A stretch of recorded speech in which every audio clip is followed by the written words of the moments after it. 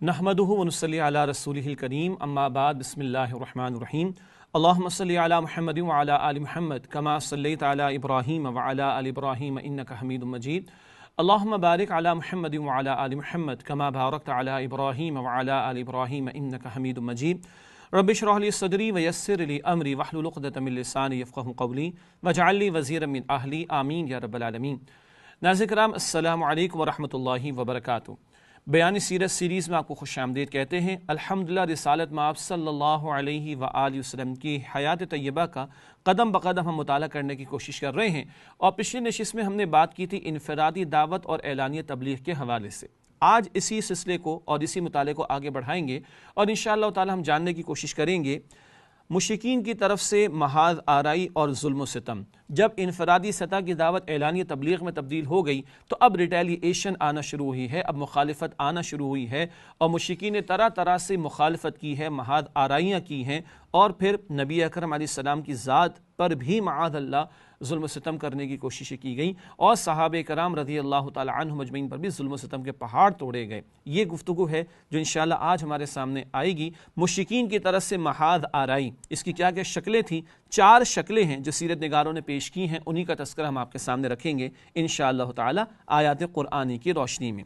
محاذ آرائی کی پہلی شکل تو یہ تھی کہ جو دعوت حق پیش کی جا رہی ہے، جو دعوت توحید پیش کی جا رہی نبی اکرم صلی اللہ علیہ وسلم کی طرف سے، جو صحابہ کرام بھی آگے بات کو بڑھا رہے ہیں، اس کو ہنسی میں اڑا دیا جائے، اس کا استہزاء کیا جائے، مذاق اڑایا جائے معاذ اللہ، اس کی تکذیب کی جائے، اس کو جھٹلایا جائے۔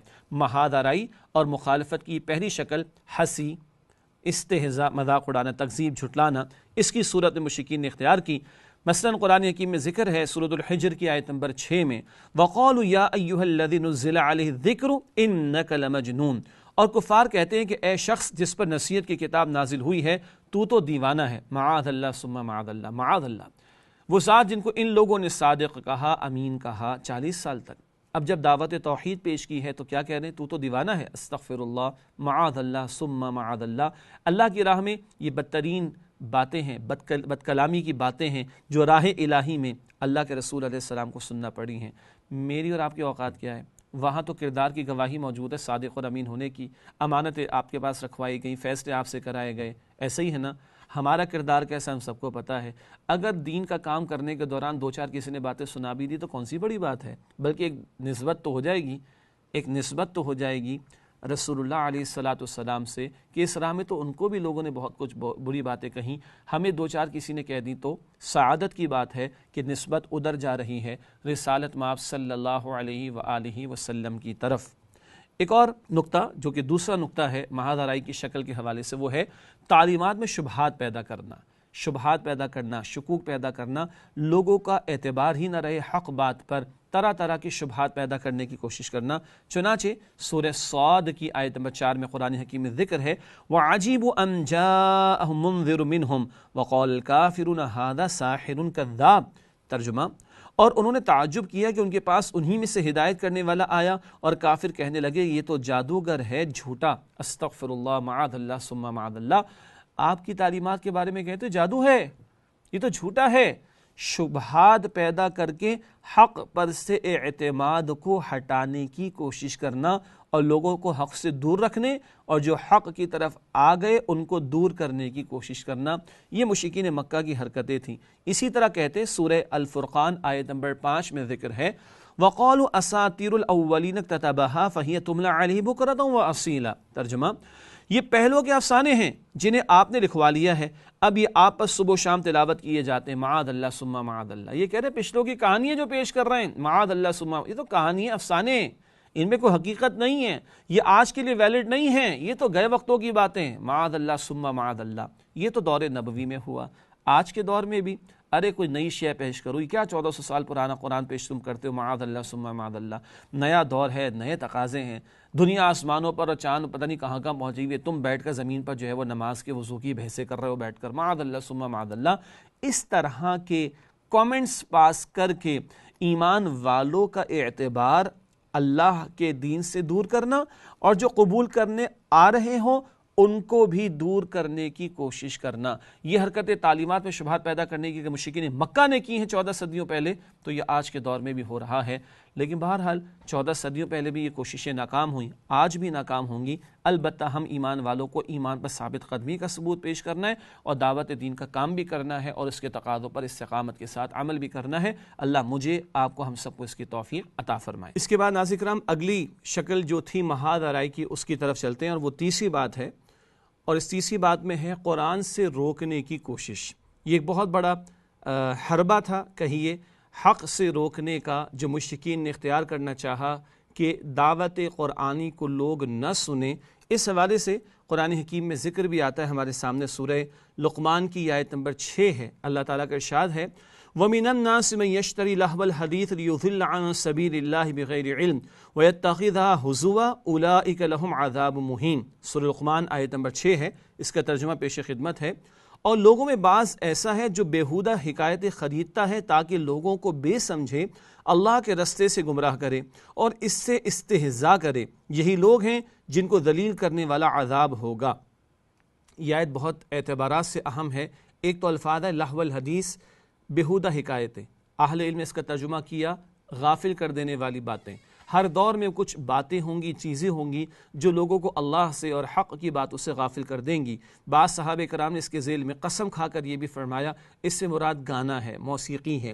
اور لیکن قرآن کے الفاظ لہو الحدیث اتنے جامع ہیں، اہل علم نے بیان فرمایا ہر دور میں غافل کر دینے والی جو بھی چیزیں ہوں گی وہ اس کے ذیل میں داخل ہوں گی۔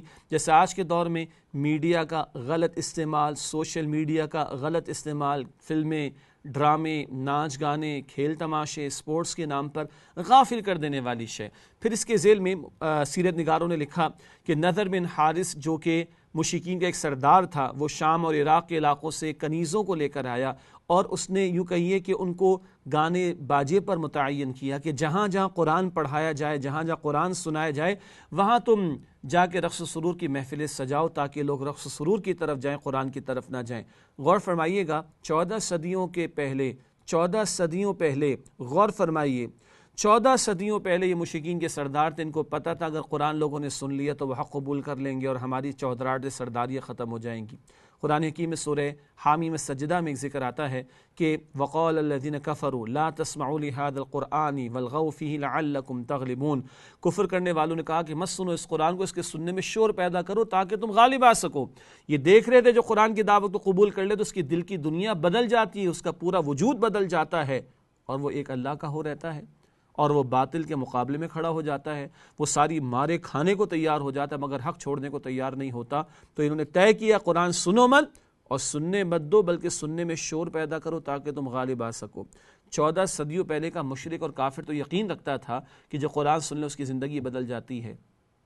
آپ اور میں یہ یقین رکھتے ہیں؟ آج ہمارا ایمان ہے کہ قرآن کتاب انقلاب ہے، افراد کو بدل دینے والی، معاشروں کو بدل دینے والی، پورے نظام کو بدل دینے والی کتاب۔ کیا آج ہمارا قرآن پر ایسا ایمان اور یقین ہے؟ اللہ اکبر کبیرہ۔ بہرحال محاذ آرائی کی تیسری شکل تھی، قرآن سے روکنے کی کوششیں کی جاتی تھیں اس دور میں، آج بھی قرآن سے روکنے کی کوششیں کی جا رہی ہیں۔ کبھی سرکاری سطح پر جو نصاب تعلیم اس میں سے قرآن کو نکال کر ختم کر دینا، بالکل کھرچ کر قرآن کی صورتوں کو اور آیات کو نکال دینا، اللہ تعالیٰ محفوظ رکھے۔ اور کہیں قرآن کی محفلوں پر پابندیاں، آج بھی کراچی جیسے بڑے شہر میں کبھی درس قرآن کی محفل، قرآن حکیم کے بیان کی محفل کرنی ہو تو بہت ساری اجازتیں لینی ہوتی ہے، پرمیشن لینی ہوتی ہے، NOC لینی ہوتی ہے، لیکن ڈرامے کرنے ہوں، فلمیں بنانی ہوں، ناچ کھیل تماشے کرنے ہوں تو کوئی پریشانی نہیں۔ رمضان کی راتوں میں قرآن کی محفلوں پر بتایا گیا کہ پابندی ہے بھائی، مراد یہ کہ 1 بجے بند کر دو، اس کے بعد نہ بٹھاؤ، لیکن شاپنگ سینٹر میں پوری رات قوم لاکھوں اور ہزاروں کی تعداد میں جاتی تھی، اس پہ پریشانی نہیں ہے۔ انا للہ و انا الیہ راجعون۔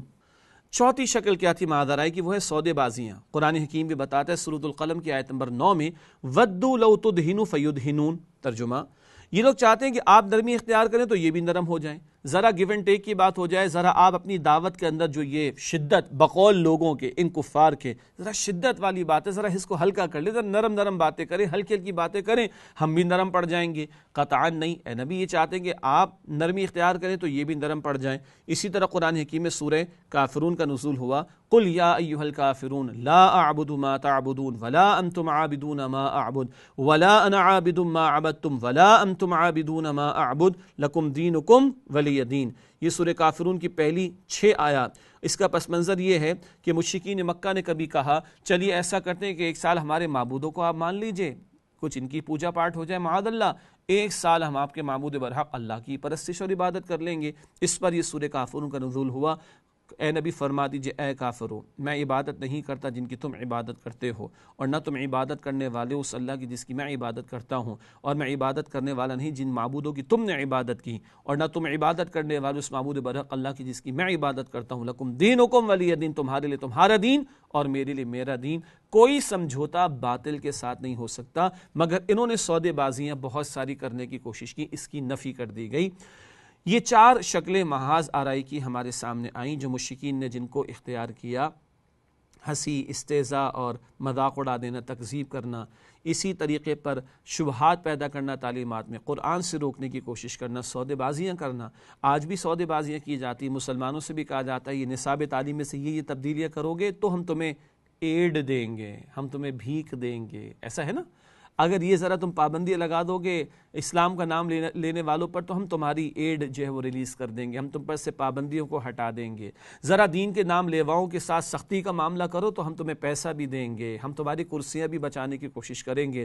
بہرحال سب سے طاقتور ذات تو اللہ کی ہے، جب وہ کسی کو کرسی سے ہٹانے کے لیے آئے، ہٹانے پر آئے تو کوئی روک نہیں سکتا۔ بہرحال ہمیں جوڑنا ہے ان واقعات کو اپنی آج کی زندگی سے بھی، کہ جہاں دین کے حوالے سے جب دعوت کا کام ہو تو مخالفتیں ہوتی ہیں، البتہ صبر استقامت کی تعلیم ہم سب مسلمانوں کے لیے بھی ہے۔ اگلی بات ناظرین کرام، محاذ آرائی سے آگے بڑھ کر وہ ظلم و ستم کا معاملہ تھا، اور ظلم و ستم کے پہاڑ توڑے گئے صحابہ کرام پر رضی اللہ تعالی عنہم اجمعین، اور ان کفار اور مشرکین نے نبی صلی اللہ علیہ وآلہ وسلم کے خلاف بھی سازشیں کرنا چاہیں۔ آئیے اس تعلق سے کچھ ذکر آپ کے سامنے رکھتے ہیں دور نبوی صلی اللہ علیہ وآلہ وسلم سے۔ جہاں تک رسول اللہ صلی اللہ علیہ وسلم کی ذات گرامی کا معاملہ ہے تو بڑی مشکل تھی مشرکین مکہ کے لیے کیسے آپ کے خلاف کوئی وہ اقدام کریں، سختی کا معاملہ کریں، یا آپ کے خلاف کوئی دست درازی کا معاملہ کریں۔ آئیے اس کو تھوڑا سمجھتے ہیں۔ ذاتی عظمت کے علاوہ آپ صلی اللہ علیہ وسلم کو ابو طالب کی حمایت و حفاظت بھی حاصل تھی، اور ابو طالب مکے کے ان گنے چنے لوگوں میں سے تھے جو اپنی ذاتی اور اجتماعی دونوں حیثیتوں سے اتنے باعظمت تھے کہ کوئی شخص ان کا عہد توڑنے اور ان کے خانوادے پر ہاتھ ڈالنے کی جسارت نہیں کر سکتا تھا۔ 2 باتیں ہیں، ایک، خود اللہ کے پیغمبر صلی اللہ علیہ وسلم کی ذاتی عظمت کا معاملہ، آپ کو صادق کہا گیا، آپ کو امین کہا گیا، آپ کے پاس امانت رکھوائی گئی، آپ سے فیصلے کرائے گئے، یہ عزت اور سطوت آپ کو حاصل تھی صلی اللہ علیہ وسلم۔ تو اب آپ کے خلاف کوئی مخالفت کی جائے تو آخر کیسے کی جائے؟ ایک تو یہ مشکل تھی مشرکین مکہ کے لیے، ساتھ ہی ابو طالب جو رسول اللہ علیہ السلام کے چچا ہیں اور قریش کے سردار بھی ہیں، ابھی ان کی حیثیت اس قدر بڑی ہے کہ ان کے جیتے جی کوئی سازش کا معاملہ کرنا اور ان کے عہد کو توڑنا جو قرابت کا معاملہ ہے، خاندانی قبائلی زندگی کا تقاضا ہے، وہ بھی بڑا مشکل معاملہ تھا۔ ان 2 اعتبارات سے خاصی دشواری تھی مشرکین مکہ کے لیے۔ بہرحال اس صورتحال نے قریش کو سخت قلق، پریشانی اور کشمکش سے دوچار کر رکھا تھا۔ اب ان کے خلاف اقدام کرے تو کیسے کریں؟ بالآخر مشرکین نے ابو لہب کی سربراہی میں نبی صلی اللہ علیہ وسلم مسلمانوں پر ظلم و جور کا آغاز کر دیا۔ ابو لہب وہ تھا تو قریش میں سے لیکن بدترین دشمن بنا، اور اس نے اپنی حیثیت کا ایک استعمال کر کے خود آغاز کیا رسول اللہ علیہ السلام کے خلاف۔ یہ بد کلامیاں بھی کرتا رہا، آگے بھی ابھی اس کا ذکر آئے گا۔ جب کوہ صفا پر اللہ کے پیغمبر علیہ السلام نے دعوت توحید اعلانیہ طور پر پیش کی تو اسی ملعون نے کہا تھا تبا لک لہذا جمعتنا، تیرے ہاتھ ٹوٹے تو ہلاک ہو، تو نے اس کام کے لیے ہمیں جمع کیا، معاذ اللہ ثم معاذ اللہ ثم معاذ اللہ۔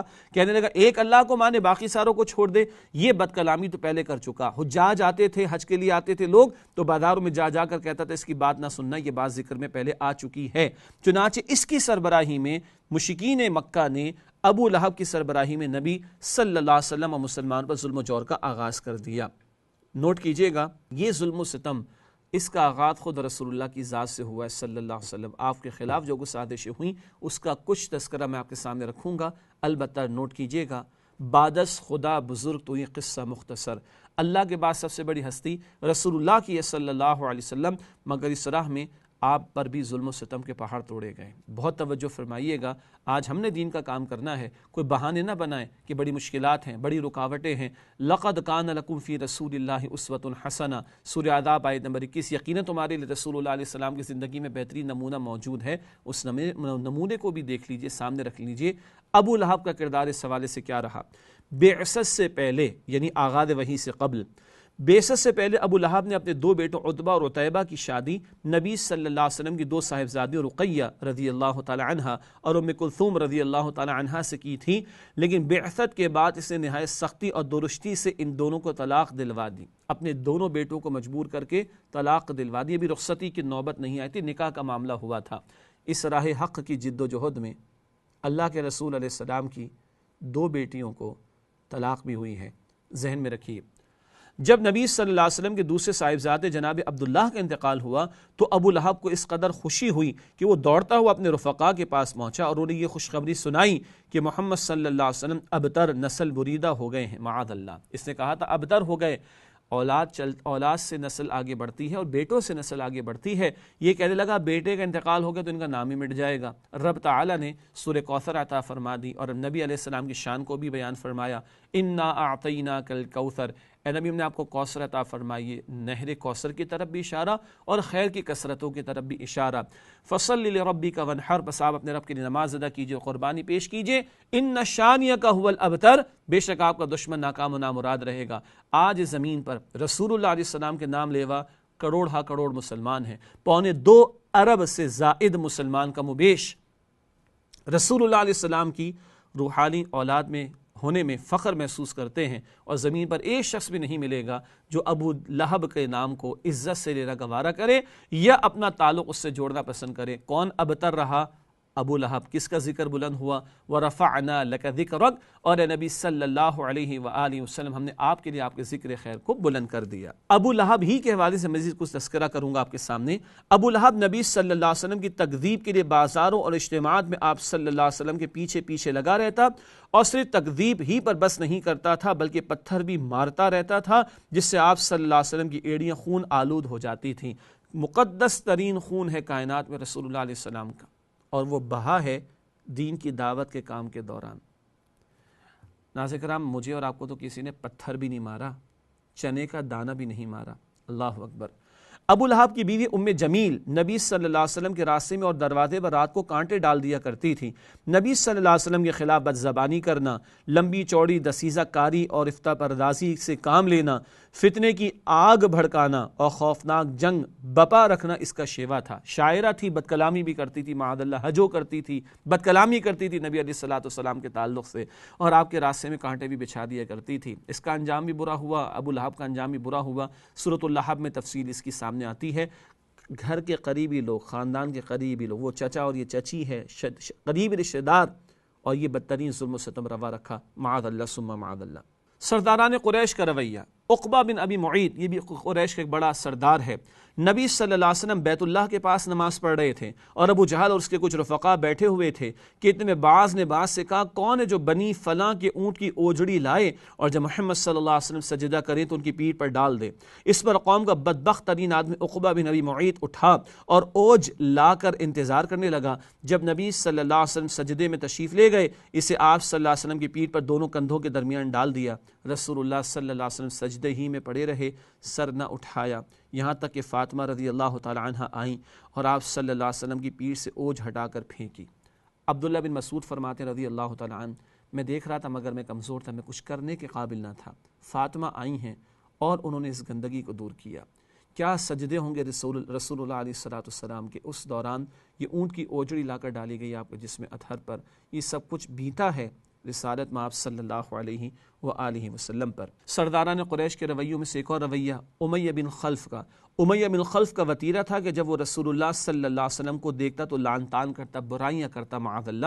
اسی کے متعلق یہ آیت نازل ہوئی، مفسرین نے لکھا وَيْلٌ لِكُلِّ هُمَزَةٍ لُمَزَةٍ، سورہ ہمزہ کی پہلی آیت ہے، ہر لعن طعن اور برائیاں کرنے والے کے لیے تباہی ہے۔ یہ ہے مشرکین کے سرداروں کا رویہ رسول اللہ صلی اللہ علیہ وسلم کے بارے میں۔ اسی طرح ابو جہل کا تذکرہ ملتا ہے۔ ابو جہل رسول اللہ صلی اللہ علیہ وسلم کو اپنی بات سے اذیت پہنچاتا اور اللہ کی راہ سے روکتا تھا، پھر اپنی اس حرکت اور برائی پر ناز و فخر کرتا ہوا جاتا تھا، اتراتا تھا۔ اس شخص نے پہلے دن جب نبی صلی اللہ علیہ وسلم کو نماز پڑھتے ہوئے دیکھا تو اسی دن سے آپ صلی اللہ علیہ وسلم کو نماز سے روکتا رہا۔ وہ جب کسی معزز اور طاقتور آدمی کے مسلمان ہونے کی خبر سنتا تو اسے برا بھلا کہتا، ذلیل و رسوا کرتا۔ اس نماز سے روکنے کی بات کا ذکر سورۃ العلق کے آخر میں بھی آتا ہے۔ اَرَأَيْتَ الَّذِي يَنْهَى عَبْدًا إِذَا صَلَّى، کیا تم نے اس شخص کو دیکھا جو روکتا ہے ایک بندے کو جب وہ نماز کے لیے کھڑا ہوتا ہے؟ بہرحال یہ ہے ابو جہل کا رویہ، روکتا رہا اللہ کی راہ سے، نماز پڑھنے سے، اور برائیاں کرتا رہا، سختیاں کرتا رہا، اور کبھی اس نے پتھر بھی اٹھایا آپ صلی اللہ علیہ وسلم کی طرف پھینکنے کے لیے، البتہ اس کا ہاتھ شل ہو گیا، یہ بھی اللہ تعالیٰ نے اپنی قدرت کا اظہار فرمایا۔ یہ سرداران قریش کا رویہ جس کا آغاز ابو لہب کے برے عمل سے ہوا، یہ ظلم و ستم، اس کا آغاز خود رسول اللہ کی ذات سے ہوا ہے۔ اندازہ کیجئے اس راہ میں اللہ کے پیغمبر علیہ السلام نے کتنی سختیاں جھیلی ہیں۔ اب ذکر کرتے ہیں کچھ صحابہ کرام رضی اللہ تعالی عنہ مجمعین پر ہونے والے ظلم و ستم کا، چند واقعات کا تذکرہ جو معروف واقعات ہیں میں آپ کے سامنے رکھنا چاہوں گا۔ حضرت عثمان بن عفان رضی اللہ تعالی عنہ مسلمانوں کے خلیفہ بھی ہوئے، خلیفہ سوم، اور اللہ کے پیغمبر علیہ السلام کے محبوب صحابی، اور جن کو داماد رسول ہونے کا شرف بھی 2 مرتبہ حاصل ہوا، وہ عثمان بن عفان رضی اللہ تعالی عنہ، ان کا چچا انہیں کھجور کی چٹائی میں لپیٹ کر نیچے سے دھواں دیتا تھا۔ اللہ اکبر، کھجور کی چٹائی میں لپیٹ دیا جائے تو ویسے دم گھٹ جائے، اور اس میں دھواں چھوڑا جائے تو کیا حالت ہو، یہ بیتی ہے حضرت عثمان بن عفان رضی اللہ تعالی عنہ پر۔ یہ کائنات کی مقدس ترین جماعت، انبیاء کے بعد مقدس ترین گروہ ہے، انبیاء کے بعد مقدس ترین جماعت صحابہ کرام کی رضی اللہ تعالی عنہ مجمعین، ان پر کیا کچھ بیت رہا ہے۔ حضرت بلال کا واقعہ، بہت مشہور صحابی رضی اللہ تعالی عنہ، مؤذن رسول ہیں صلی اللہ علیہ وسلم۔ حضرت بلال رضی اللہ تعالیٰ عنہ امیہ بن خلف کے غلام تھے۔ امیہ ان کی گردن میں رسی ڈال کر لڑکوں کو دے دیتا تھا، اور وہ انہیں مکے کے پہاڑوں میں گھماتے پھرتے تھے، یہاں تک کہ گردن پر رسی کا نشان پڑ جاتا تھا۔ خود امیہ انہیں باندھ کر ڈنڈے سے مارتا تھا اور چل چلاتی دھوپ میں جبرن بٹھائے رکھتا تھا، کھانا پانی بھی نہ دیتا بلکہ بھوکا پیاسا رکھتا تھا، اور اس سے کہیں بڑھ کر یہ ظلم کرتا تھا کہ جب دوپہر کی گرمی شباب پر ہوتی تو مکہ کے پتھریلے کنکروں پر لٹا کر سینے پر بھاری پتھر رکھوا دیتا، پھر کہتا خدا کی قسم تو اسی طرح پڑا رہے گا یہاں تک کہ مر جائے یا محمد صلی اللہ علیہ وآلہ وسلم کے ساتھ کفر کرے۔ حضرت بلال رضی اللہ تعالیٰ نے اس حالت میں بھی فرماتے، احد احد، ایک اکیلا تنہا اللہ سبحانہ وتعالی۔ مکے کی گرمی، وہاں کی سنگلاخ زمین اور وہاں کی چل چلاتی دھوپ، اس کی اذیت، پھر کبھی دوپہر کی گرمی جب شباب پر ہوتی تو پتھریلے کنکریوں پر اور کنکروں پر لٹا دیا جاتا، کیا کیفیت ہوگی، اور اس وقت سینے پر بھاری پتھر رکھا جاتا اور کلمہ کفر کہنے پر انہیں مجبور کیا جاتا، منہ سے خون کی الٹی بھی آ جاتی تھی، اور اس وقت بلال کی استقامت کا عالم یہ ہوتا رضی اللہ تعالیٰ عنہ، فرماتے احد احد، ایک اکیلا تنہا اللہ سبحانہ وتعالی۔ یہ عظمت ایسے ہی نہیں ملی ان کو، یہ ایمان کے وہ پیکر ہیں جن کی زندگیوں میں ایمان کے اثرات ہمیں دکھائی دیتے ہیں۔ اللہ ان صحابہ کرام پر اپنی کروڑ رحمتیں نازل فرمائے۔ ناظرین کرام، بڑے آرام سے میں نے واقعہ آپ کے سامنے بیان کر دیا۔ آج تو ہم شاید اپنا پسینہ بھی اللہ کی راہ میں بہانے کے لیے مشکل سے تیار ہوتے ہیں، ایسا ہی ہے نا؟ کبھی ظہر کی نماز گرمی کی شدت کے دوران چند قدم چل کر سائے والی مسجد میں بھی جانا پڑے تو رک جاتے ہیں شاید۔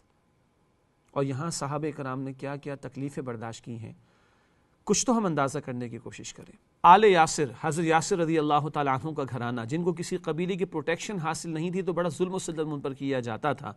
ابو جہل سخت دھوپ کے وقت انہیں پتھریلی زمین پر لے جا کر اس کی تپش سے سزا دیتا اس گھرانے کو۔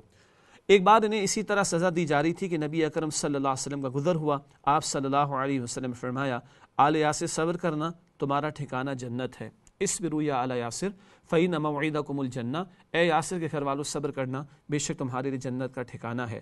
جو سب سے بڑی ترغیب اور تشویق ہے اور جو سب سے بڑی موٹیویشن ہے وہ جنت کی نعمتیں، جنت کا آرام اور جنت کی راحتیں ہیں۔ دنیا میں مشقتیں ہیں جو کبھی دین کی راہ میں برداشت کرنا ہوں گی، مصائب ہیں جو کبھی جھیلنے پڑیں گے، تکالیف ہیں جو کبھی برداشت کرنی پڑیں گی، مگر یہ دنیا عارضی ہے اور جنت کی راحتیں اور نعمتیں ہمیشہ ہمیشہ کے لیے ہیں۔ ابھی صبر کا موقع ہے، ابھی ہاتھ اٹھانے کی اجازت نہیں ہے، ابھی قتال کی تو اجازت کا موقع بھی نہیں آیا، ابھی تو جھیلنا اور برداشت کرنا ہے۔ آپ فرما رہے کہ اے یاسر کے گھر والوں صبر کرنا، بے شک تمہارے لیے جنت ہے، اور یہ جنت ہی تو ہے جہاں اللہ کی رضا بھی ملے گی، اللہ کا دیدار بھی ملے گا، اللہ کے نبی علیہ السلام کا ساتھ بھی ملے گا۔ یہ جنت اور اس کی نعمتیں، ان کی ترغیب اور تشویق، یہ سب سے بڑی موٹیویشن ہے بندہ مومن کے لیے، جو ہر طرح کی مشقت کو برداشت کرنے پر بندہ مومن کو آمادہ کرتی ہے۔